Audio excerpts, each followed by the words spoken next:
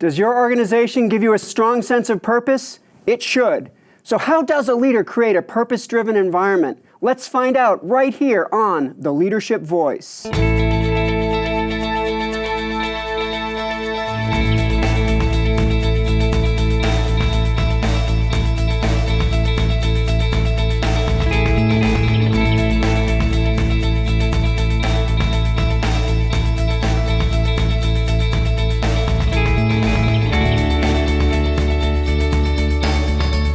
Welcome to The Leadership Voice. I'm your host, Jay Barbuto. This show features insights and advice around everything related to leadership and leadership development. Each episode features business and community leaders, faculty experts, a quote of the day, a leadership countdown, did you know, and a leadership advice segment. Tonight we have two accomplished guests joining us from organizations that are working hard to make a positive difference in the Orange County community. Today, we welcome Don Reese, CEO of The Wooden Floor, and Melissa Beck, CEO, Big Brothers, Big Sisters of Orange County. We also have with us Dr. Ryan Gottfredson with today's leadership lesson. We also have our quote of the day, a leadership countdown, some leadership advice, and lots more. But let's start things off today with the Leadership Voices quote of the day. When you're surrounded by people who share a passionate commitment around a common purpose, anything is possible. That was Howard Schultz, CEO of Starbucks. Our first guest has leveraged over 25 years of business and nonprofit management experience to be a life changer for low-income youth and help propel the Wooden Floor forward. Her unique blend of talent and experience, working in business, arts, education, and technology, adds to the mission-driven, business-minded focus of the Wooden Floor. She led the efforts to take the Wooden Floor's model national and signed their first licensed partner in Washington, D.C. in November of 2015. She was a recipient of the 2016 Center for Leadership Award for Excellence in Executive Leadership for Innovation and a 2015 Difference Makers Award winner for Small Nonprofit Person of the Year from the Santa Ana Chamber of Commerce. Please join me in welcoming a fantastic leader, a great person, Don Reese.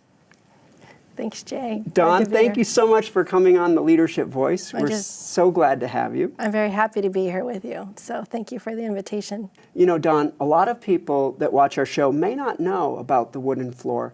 Maybe we could take a moment and just tell our viewers what it is that the Wooden Floor does, and tell us a little bit about your company, your organization. Well, thank you. I think the Wooden Floor is a wonderful place, and I'm so excited to be here with you. We use the transformative power of dance that we combine with academic tutoring, college and career readiness, and family services over the journey of a student over 10 years. And our ultimate outcome today is to transform youth in low-income communities through the power of dance in order for them to access higher education. Since 2005, 100% of the students at the Wooden Floor have graduated high school on time and have immediately enrolled in higher education. Many of them today are becoming leaders of our community. They're business leaders, artists, educators, and lawyers. And so for us, we've been around since 1983. We were started in the basement of a church by a sister of St. Joseph of Orange.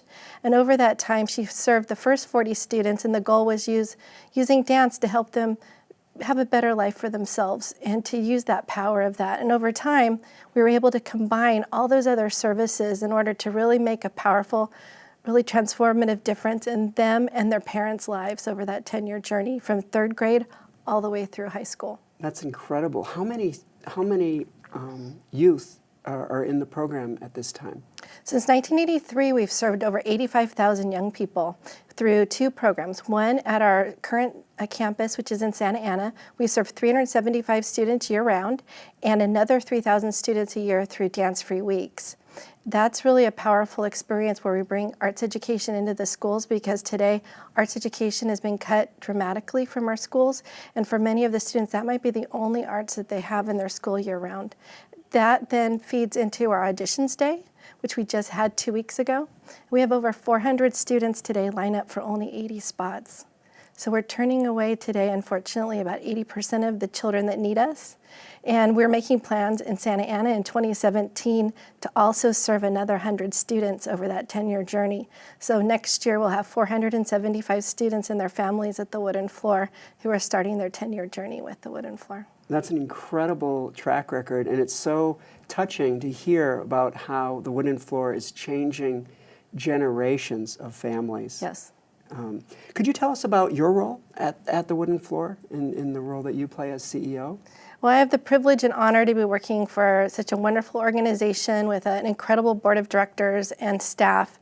We're fulfilling a mission to really provide that hope and opportunity for our children to strive for a better life for themselves through excellence, our values around community, deciding on what they want to dream for a better life for themselves. And if they dream big, we make sure that they achieve it. And we do that in a couple different ways, is that we offer them over that 10-year journey from third grade all the way through high school, a really integrated approach using dance as the center of student transformation. In their dance classes, they'll take between 2 to 3 classes, up to 4 classes a week, performance opportunities throughout the year. Plus we have academic tutoring, college and career readiness services, as well as the family services. Because they're low income, many of them need that support system in order for them to achieve that kind of success over that 10-year journey. Wow, that's incredible. And so does the Wooden Floor, are they actively open for potential volunteers as well? Well, the Wooden Floor has with volunteers, we have select volunteer opportunities at the Wooden Floor tied to some of our events and other activities. Because we are a youth-based organization, we have really more of a sophisticated approach to tutoring.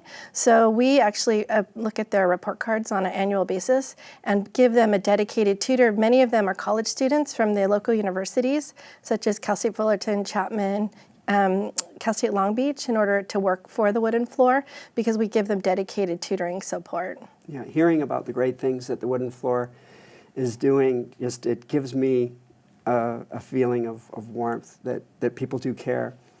Could you talk about the role that purpose plays in the day-to-day life of the Wooden Floor?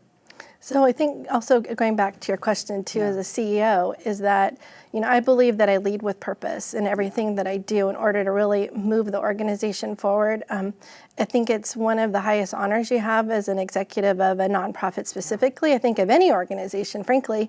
The difference between a nonprofit and a business is really leading with mission because we're helping people. And I know there's many other corporations that have strong mission-centered focuses. But for us, when you're helping people move ahead in life, to overcome such dire obstacles that they're facing because they're low income, from food insecurity, homelessness, legal aid, things that they need in the community. If they did not have the Wooden Floor, helping them strive for something better than themselves, something deep-rooted in themselves, something that they want to achieve for themselves, we know that we can help them if they want to set those goals for themselves. That's terrific. There's so many things that the Wooden Floor is doing. There's so many things that you can be proud of as a leader of such a purpose-driven organization. What are you most proud of? I think for myself is that I've been at the Wooden Floor for 8 years, and it's only getting better every day that I'm at the Wooden Floor. I walk into the office and our campus, and I feel that it's the first day I started. I put in an organization that had grown dramatically in that 25-year period. It had set an ambitious goal for itself to grow both locally and then now even nationally, which wasn't even part of the plan 8 years ago. But I really have helped bringing my business skill to the Wooden Floor with my passion and purpose in order to move young people forward together in order to be a real asset to the organization. I feel at that critical time when the board of directors and the staff set a really big vision for itself. And that was really, like I said earlier, to really transform the low-income communities. We believe communities is not, a global community. It could be your back door. How does a child really make a difference in their own family, their own neighborhood, their own community, and then externally out into the broader context of community? And so we really feel today that our work and my work at the organization has been to align the whole organization towards that central theme, which is to break the cycle of poverty through generational change, that the child does hopefully better than the parents. And then the parents always give, and the children, I should say, always give back to the parents. And the families that we serve are so loving. It's not for the lack of love. It's from the lack of knowledge. They don't know how to help their children, just navigate a very difficult education system, how to set their sights on college and beyond. And for us, that's where we work together with the families. And that's where purpose really makes a difference, because today, if you're starting, wherever you start in the organization, you start immediately with where we are strategically, from a board member to a staff member. You immediately learn about our values, then our guiding principles, how we operate as an organization we created about 2 years ago. Then you learn about what are our priorities for the organization? How do you fit in to that organization? How are you going to make a difference? Where do you want to make a difference? And then lastly, we always make sure today that the student is connected with every staff member in the organization. A lot of times in nonprofits, there may be kind of two different businesses, I'd say, program and administration. And in today's world, you cannot do that, because we need to be one organization moving together in order to ensure that all of our students are really successful. And what happens is, the benefit to the organization is that all boats rise. Everything in the organization has been really growing at an outstanding pace. Our announcements to grow nationally, as well as a local growth. Our opportunity to meet new businesses, meet new individual supporters. We're privately funded. So people are hearing the work that we're doing in the community and are saying, oh my gosh, I want to be part of this. And then lastly, we've been recruiting a lot of new board members to the Wooden Floor. It's because people really want to make a difference and make sure that we can ensure that more students have the opportunity that we do here at the organization. Yeah, and hearing how the Wooden Floor has put together such a very focused purpose, and seeing how an organization that has that purpose-driven is able to achieve so many things, it really speaks to really the theme of our show today, which is leading with purpose. And so, Dawn, having you today on the show is such a great pleasure, and we want to thank you so much for coming on the show to join us and to share your insights and your wisdom around leadership, and specifically around leading with purpose. So, Dawn, I'd like to say thank you so much for joining us today. Thank you, Jay. It was a pleasure being with you. And now it's time for a featured segment of the Leadership Voice. It's today's Did You Know? A recent survey conducted by Deloitte reported that in companies described as purpose-driven, 73% of employees report that they are actively engaged, compared to companies that are not described as purpose-driven, where only 23% of employees report that they are actively engaged. This means that if you can create a purpose-driven environment at work, you will exponentially improve employee engagement. Well, it's now that time of the show when we present the Leadership Voice's Leadership Countdown. Every episode of the Leadership Voice provides you, our viewers, with a leadership countdown that closely relates to the theme of that show.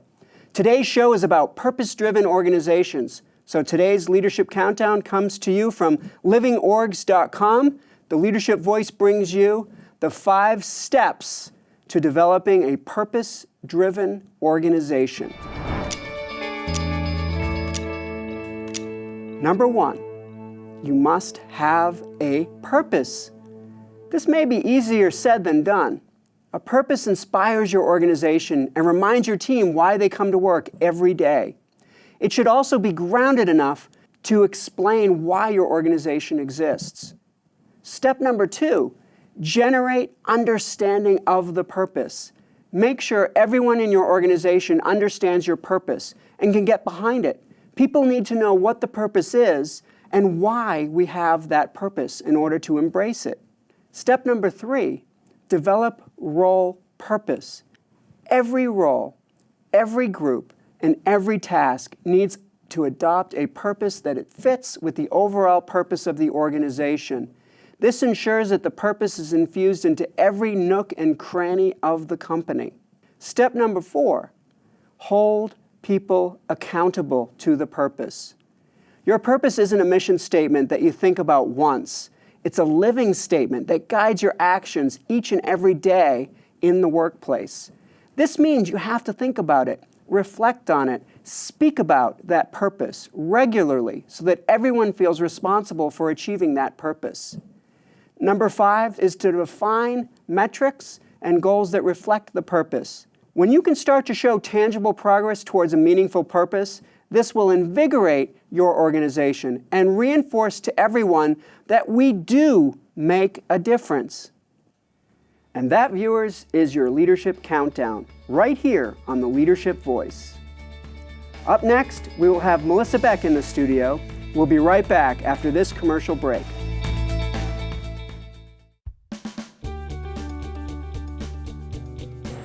Well, we found here at Honda Center and the Anaheim Ducks that the Center for Leadership brings expertise in doing research, in doing training.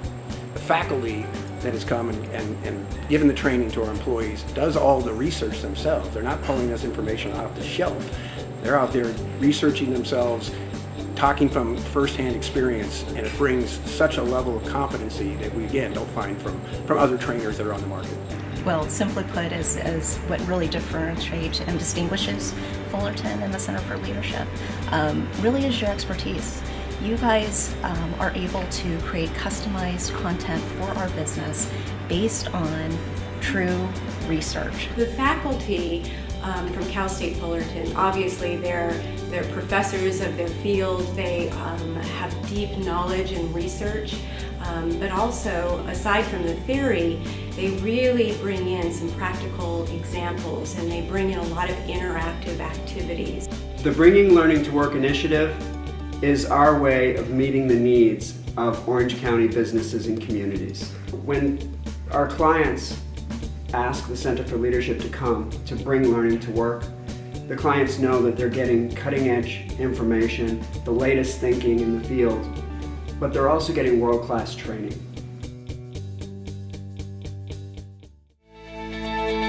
Welcome back to The Leadership Voice. Our second guest is currently the Chief Executive Officer with Big Brothers Big Sisters, overseeing Orange County and the Inland Empire. During her time with Big Brothers Big Sisters, Melissa Beck launched a workplace mentoring program that partnered the agency with some of the most premier corporations in the country, led their expansion into San Bernardino and Riverside counties, and in her first year received the Gold Standard Award as one of the top performing agencies in the country, and was nominated for both Agency and Board of Directors of the Year. In 2015, her organization won the Center for Leadership's Annual Leadership Award for Excellence in Leadership Development. She is a tireless advocate for children facing adversity, believing that all children should have the opportunity to succeed in life and reach their full potential. It is with great pleasure that we at the Leadership Voice welcome Melissa Beck. Melissa, thank you so much for coming on the show. We're so glad to have you. Absolutely, my pleasure. Our guests, our viewers are going to really enjoy hearing about what you're doing at Big Brothers Big Sisters. Perhaps you could tell us a little bit about, most people know about Big Brothers Big Sisters because most of us have heard of that organization, but could you tell us about what the role of the CEO is? Sure, and for those that don't know, Big Brothers Big Sisters has been around for over a century, and we are a mentorship organization. So we pair children in our community who are lacking positive role model and facing significant challenges with an adult in our community who's willing to volunteer their time and give back to youth in this way. And it's incredibly impactful. My role as CEO, and I often characterize myself, instead of as the Chief Executive Officer, as the Chief Empowerment Officer for our agency, because I truly believe that while I'm charged with maintaining the financial stability of the agency, the integrity of our program, keeping our kids safe, and growing, really our competitive advantage as an organization is the development of our team and the leadership of all of our directors and managers and senior team players who work tirelessly every day to make sure every aspect of our program is exceptional. And I spend at least 50% of my time every day on the leadership of my team. Oh, that's terrific. Could you tell us a little bit more about the impact that your programming has on children and also on your team members? Yeah, so we are very lucky as team members. You know, they say first, do something you love. And that's why everyone works at our organization, because of the impact and because of the kids we serve. So for the kids in our program, the majority of them, over half, have been exposed to violence and abuse at home. A third have had a parent in jail. 60% their parents didn't graduate high school. And so there are not a lot of options as far as future in their own minds when they come in. And so through our program and through the mentorship of a caring adult, 99% of our kids graduate high school on time, 89% enroll in college and give back to their community and are successful contributing members of our society. That's our goal, is for every child in our program to be self-sufficient, have a living wage job, and be a contributing member of our community. That's terrific. And I think a lot of people, when they learn about Big Brothers Big Sisters, they get excited about all the great things that are being achieved there, and learning about your role and how you view yourself in that organization. I think it inspires a lot of us just to hear about that. I want to shift us thinking just a little bit towards thinking about leadership and purpose, which is really the theme of our show. Consistency and endurance are two qualities that good leaders possess. How do you infuse purpose into your team? And how does that, infusing that purpose into your team, create a more resilient organization? Yeah, well, there's really two kinds of purpose. And if you aren't consistent across the board, it's not good enough to just, whether it's even in our mission, to just say, this is our mission, it's written on our walls, our vision, our purpose, and stop there. Because that only goes so deep. And you can only really feel it when there's nothing else to do, kind of. And the same with the leadership of our team. There's a purpose there. And for all of our leaders, really showing them, both through example and then through formal development and leadership coaching, how their purpose is to really make a difference, not only for the kids, but in the lives of those that they manage. And the more time they devote to their team members, the more of an impact our kids will feel and the higher quality our program is. And that's why I say it's our competitive advantage. We spend more time and resources than probably most for-profit corporations on investing in each individual team member. Everyone that works for us has their own individualized development plan that is special to them and their goals, because that's what in turn we want to do for the kids in our program. Have them realize their goals and chart the path in order to get there. And so it would be almost hypocritical if we didn't do that ourselves. So the purpose of everyone that works there is not only to serve children, but also to serve themselves and those that they work with in achieving what are their lifelong goals. Hearing about the great programming that you're doing at Big Brothers Big Sisters, I think we all get excited. And hearing about your role as CEO and the role that you're playing, I think gets us all excited and inspired. I want us to talk a little bit more about that leadership. And specifically, when we talk about leadership, and at the Center for Leadership, we talk about leadership all the time, consistency and endurance are two qualities that we preach that good leaders must possess. How do you use purpose at Big Brothers Big Sisters? How do you use purpose in your role as CEO of Big Brothers Big Sisters with your teams to help them stay resilient in their roles?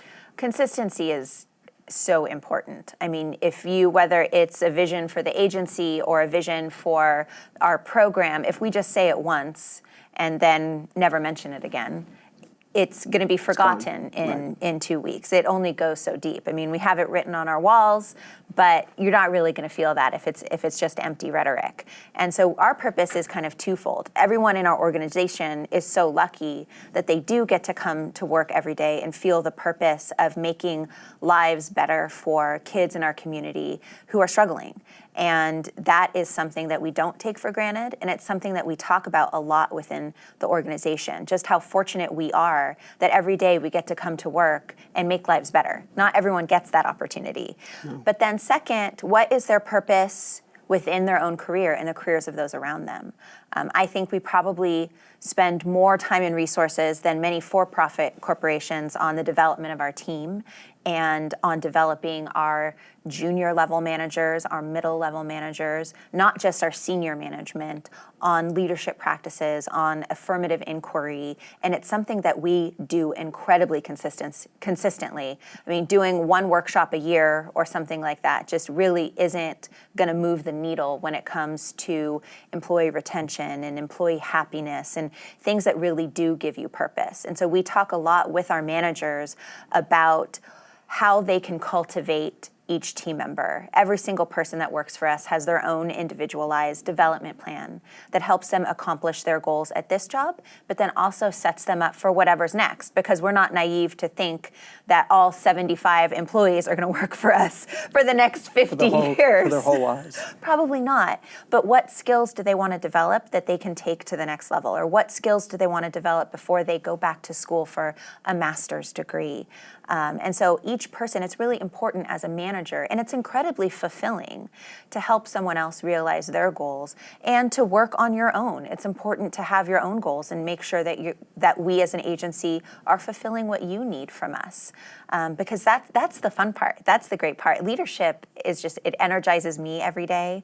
But it really is an every single day conversation with team members within our organization. You know, hearing how you take purpose and use it as a leader in your organization for your team members, and that you're just as dedicated to your team members as you encourage your team members to be towards the littles. I think that infusion of purpose is really the theme of today's show, and how leaders can develop this sense of purpose in the workplace. So hats off, Melissa, for some great work there. Thank you. So I've got to ask, what motivates you to achieve all these terrific goals?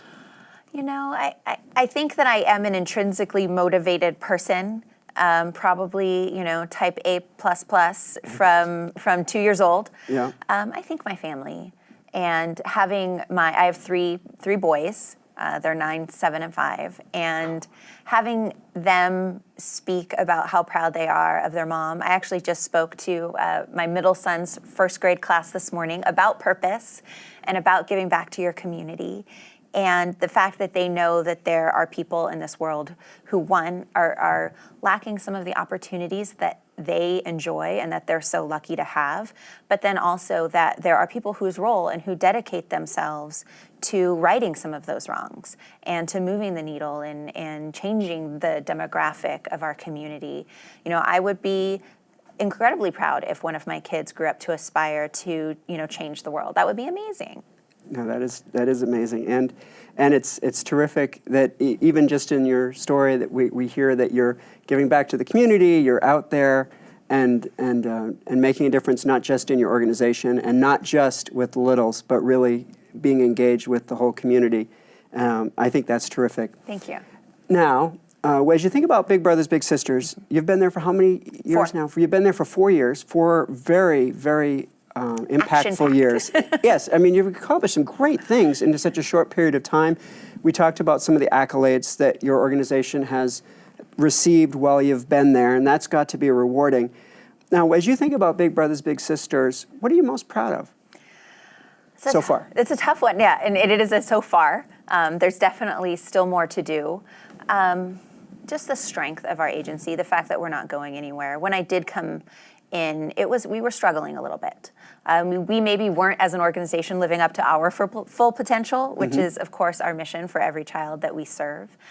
So kind of coming in and really through leadership and really through investing in our team, taking our program not only from good to great, but to exceptional. And the service and the quality that we give to our families and to our volunteers has just increased astronomically. And that has really led us to accomplish all of our goals, whether it's, we've increased fundraising 100%. We're serving 1,000 more kids than we served just 3 years ago. We'll serve another additional 1,000 in the next 3. We have a beautiful new facility in Santa Ana that is state-of-the-art and modern and collaborative. It is just as beautiful as any for-profit corporation. And that's because we need to retain the best employees, because we only hire the best. And we expect a lot, but we also invest in them. And so we want to have a wonderful environment for them to learn and flourish and collaborate together, because that is how we accomplish our goals, is through our team members. Our program wouldn't be what it is today without them. And so investing in them is really what pays off in the end. So that's probably what I'm most proud of, is the team that we've developed. Everything from our entry-level social work position to our chief development officer and the highest executive member within our team. Every single person is so fantastic and is hand-selected for that position, and hopefully is with us for many years to come. I think you've got lots of things to be proud of, and just from the Leadership Voice, I can say that we're proud of the great work that you're doing and the way that you're infusing purpose into Big Brothers Big Sisters, and infusing purpose and the desire and the need for purpose into the Orange County community. So, Melissa, I'd like to thank you so much for being on the show today. Of course. It's been such a pleasure to have you here. So it's time for a new segment on our show called Leading by Example. In this segment, we at the Leadership Voice will recognize organizations that are already doing great things consistent with the theme of that episode. Today, our theme is Leading with Purpose. So today in the Leadership Voices Leading by Example, we recognize those companies that are truly leading with purpose. This comes from Game Changers 500, with the top 50 for-benefit companies in the world.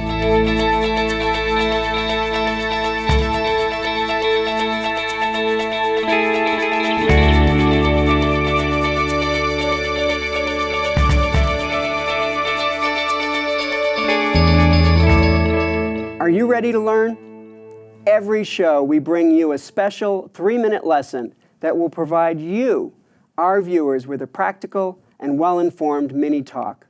Albert Einstein once said, "If you can't explain it simply, then you don't understand it well enough." We at the Leadership Voice want to help all leaders become better by sharing insights, lessons, wisdom, and by taking complex ideas and making them inherently practical. Each episode, we invite an expert to give you this 3-minute lesson in leadership. It's now time for the Leadership Voice's Leadership Lesson. Joining us today on the Leadership Voice is Professor Ryan Gottfredson, who will be talking to us about the 3 elements of a strong purpose. Hey leaders, I am Ryan Gottfredson, presenting today's leadership lesson. I'm going to cover the 3 elements of a strong purpose. Before diving into the 3 elements of a strong purpose, let me first discuss why a strong purpose is crucial to leadership. The definition of leadership that I like best is the use of power and influence to direct others to goal achievement. This definition implies that if we are going to truly be leaders, we need to have a purpose that we are directing others towards. While most leaders state that they have a purpose, not all purposes are effective. In fact, most are not. So if you want to be a leader that gets the most engaged and motivated individuals to support you in your purpose and your dreams, there are 3 elements to consider. The first element is scope. Scope refers to how central a purpose is to a person's life. In other words, it is the purpose applicable across different contexts and conditions. A common error related to scope is that leaders commonly promote a purpose that is not applicable to all or even most employees in the organization. To develop and promote a purpose with scope, it is essential to come up with a purpose that is relevant to most, if not all, employees. It needs to be something that they could buy into. The second element is strength. Strength refers to the purpose's ability to influence thoughts, emotions, and actions. Is the purpose meaningful? Is it significant? Is it something that resonates with people on an emotional level? If so, it has strength. A common error leaders make related to strength of purpose is that they commonly develop purposes that lack a connection and focus on the customers and or stakeholders of the organization. A lack of connection and focus on the customer limits how significant and meaningful the purpose will resonate with followers. To ensure that your organization's purpose has strength, you must connect it to your customers and key stakeholders. You need to provide a why that employees can get behind. The third element is awareness. Awareness refers to the extent to which followers are aware of the purpose and can articulate that purpose. A common error leaders make related to awareness is that they make the purpose too complex to remember and articulate, and/or they fail to spread awareness of their purpose. To ensure that your organization's purpose has awareness, you must make it simple enough for people to remember and articulate. Also, you must devote adequate resources to promoting it. It is easy to say something is your purpose. If your employees are going to give their blood, sweat, and tears for it, they must know that you're willing to give your blood, sweat, and tears for it. In all, if you want to get engaged and committed followers into your boat and direct them to goal achievement, it is essential that they have a purpose that is central to their lives, elicits emotions and actions, and is communicated clearly such that followers can articulate it. Now, I challenge you to become a better leader by developing a purpose with scope, strength, and awareness. I am Ryan Gottfredson, and this has been today's leadership lesson. Are you feeling curious about leadership? Every show, we will take questions from you, our viewers, and we'll answer any leadership-related questions you have. To send us a question, you can email us at leadershipvoice@fullerton.edu, or you can tweet us at CSUF_leadership. Today we have 3 questions. Our first question comes from Mark in Lake Forest, California. He asks, can a truly great leader thrive in any circumstance? Historically, it was believed that good leaders can thrive in any organization. This was the common view from 1890 to 1935. But this perspective is outdated and no longer true. Aristotle, the famous Greek philosopher, argued that leadership must evolve, and as the demands of situations change, so should those assuming the leadership roles. Today, various industries present unique leadership challenges that require different leadership talents. This means that great leadership has a context, and a great leader in one situation may not necessarily be a great leader in a different situation. Our next question comes from Stephanie in Fullerton, California. She asks, if ever faced with a situation where other team members or leaders around you did not hold true to the same core values as you, what advice would you give to overcome it? When we work in an organization, we have a variety of people, and these colleagues bring with them a variety of potentially different values. While many people will have different core values than us, what really matters is the company values. So it is more important for us to focus on whether an individual's values are in conflict with the company's core values than our own, as this can create a substantive dissonance and may reveal a fundamental incompatibility between an employee and an organization that needs to be addressed. Our third question comes from Tina in Claremont, California. Tina asks, as a leader, how do you deal with a subordinate that is clearly very intelligent and capable, but is too self-involved to be a team player and feels that you are simply hindering their growth? That's a great question. You know, an employee that puts themselves first at every turn is really not looking out for the best interests of a company. If you have a selfish employee who only seems to think about themselves, this means that you have not given this person a strong sense of purpose, or perhaps this person derives little to no purpose in the work that they perform. My advice is to continuously talk about the vision and purpose of the company. When the timing is right, you can share that while their own personal best interests are always on our minds, this company is here to accomplish certain things, and everyone's contribution towards that goal is all that really matters. It was former President John F. Kennedy that said, ask not what your country can do for you, but rather ask what you can do for your country.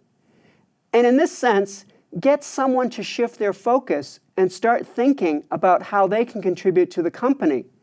Leaders must articulate an appealing vision and give workers a sense of purpose that transcends beyond their own self-interests. This has been the Leadership Voices Q&A. If you have a question or need advice, having a challenge at work, or need some insights, send us your questions right here to the Leadership Voice by email, leadershipvoice@fullerton.edu, or Twitter @CSUF_leadership. This wraps up our show today. Thank you especially to our guests, Dawn Reese, CEO of The Wooden Floor, and Melissa Beck, CEO, Big Brothers Big Sisters of Orange County. And of course, our special faculty leadership lesson delivered by Dr. Ryan Gottfredson. Join us each episode of The Leadership Voice, as we will have 2 more executive guests, plus another special leadership lesson, another leadership countdown, and lots more worth tuning in to see. I'm Jay Barbuto, and we'll see you next time right here on The Leadership Voice.